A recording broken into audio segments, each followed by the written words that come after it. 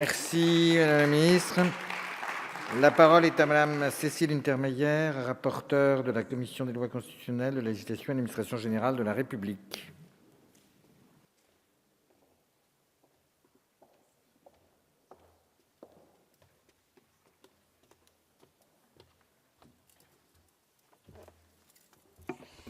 Monsieur le Président, Madame la Ministre, Madame la Présidente de la Commission des lois, mes chers collègues, cette troisième proposition de loi, elle s'inscrit, comme les autres que nous avons étudiées et celle qui viendra ensuite, dans une exigence démocratique et en particulier ici un souci de garantir la sincérité et la qualité de l'élection. Comme vous l'avez dit, Madame la Ministre, c'est un texte co-construit, porté par Laurence Dumont sous le précédent quinquennat. J'y avais participé, bien sûr, et nous avions toutes deux eu effectivement cette volonté et ce souci de revenir sur ces fameux candidats malgré eux par des dispositions qui n'alourdissent pas la tâche administrative donc des administrations, mais permettent de garantir en fait une sincérité dans la candidature d'une élection, et c'est le moins que l'on puisse faire. Comme vous l'avez très bien dit, ce texte a été adopté en première lecture à l'unanimité à l'Assemblée nationale le 1er février 2017, et il était adopté par le Sénat sans vote contraire ni abstention le 22 novembre 2017. J'en viens rapidement au fond du texte. Cette proposition de loi traite des modalités de dépôt des candidatures aux élections.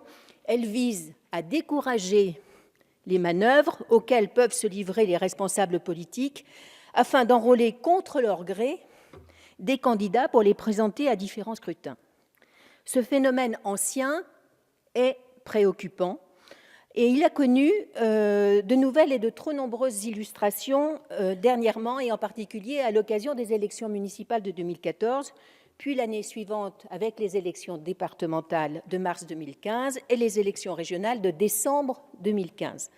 Dans la plupart des cas, un candidat ou un parti avait trompé une ou plusieurs personnes en leur faisant signer un formulaire de candidature pré-rempli, présenté comme une pétition, un simple parrainage ou une demande d'inscription sur les listes électorales.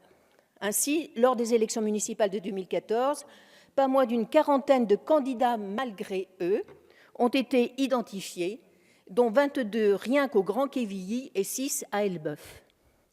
Lors des élections départementales de mars 2015, un binôme de 2 candidats a été investi contre son gré dans le Puy-de-Dôme et a recueilli 14,34% des voix au premier tour sans faire campagne.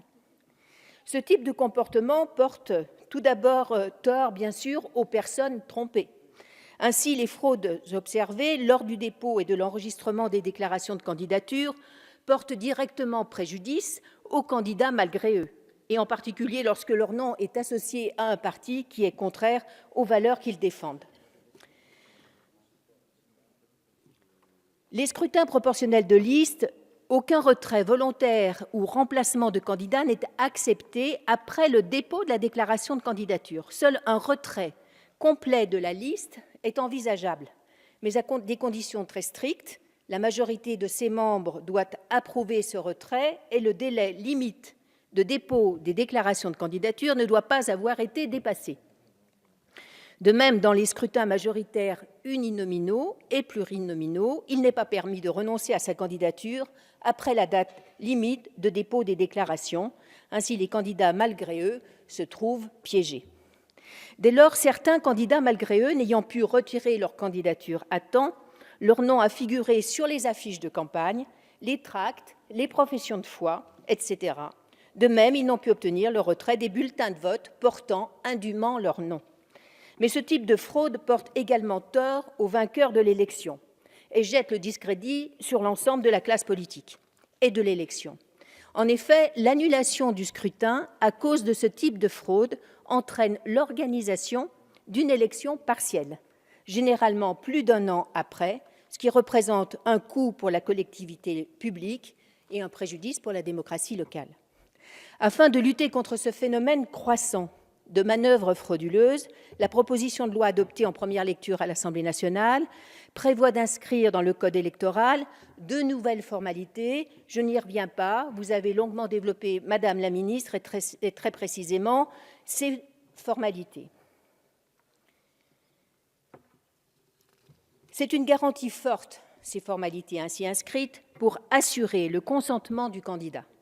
En effet, la seule pièce à caractère personnel que ne peut se procurer le candidat titulaire ou tête de liste à l'insu de la personne concernée, c'est bien la transmission d'une copie du justificatif d'identité du candidat ou de son suppléant. Alors, ce texte a été utilement complété par les sénateurs et je tiens à remercier le rapporteur du Sénat qui a fait un travail, à mon sens, utile et nous n'avons pas considéré utile de revenir sur le dispositif ainsi élargi. Ce texte a également été amélioré par des dispositions du gouvernement que nous avons considérées également importantes, qui tiennent compte d'une réforme importante que nous avions menée, à savoir le non-cumul des mandats, et qui a pour effet, dans des élections municipales, d'entraîner des défections. Donc il est important d'introduire un surnuméraire qui permette d'éviter une élection partielle en cas de désistement d'un électeur dans une liste donnée. Donc nous sommes tout à fait favorables à l'introduction de ce dispositif et je pense qu'en opportunité, vous avez très bien fait d'introduire ce dispositif. Alors, il me reste au total, vous voyez mes chers collègues, vous dire que cette proposition de loi est donc bien destinée à combattre une pratique malhonnête et intolérable en démocratie. Elle n'alourdit pas excessivement, et nous y avons veillé, le travail administratif dont il nous appartient de mesurer la charge.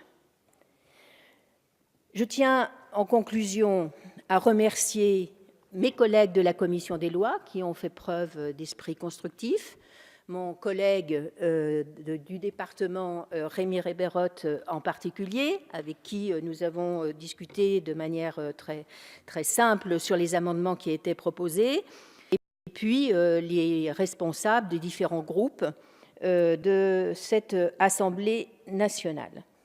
Voilà, mes chers collègues, je pense que ce texte doit rassembler tous les élus de la République, au-delà des clivages partisans, et pouvoir être promulgué sans délai. C'est pourquoi je vous invite à un vote conforme de cette proposition de loi. Merci. Nous en venons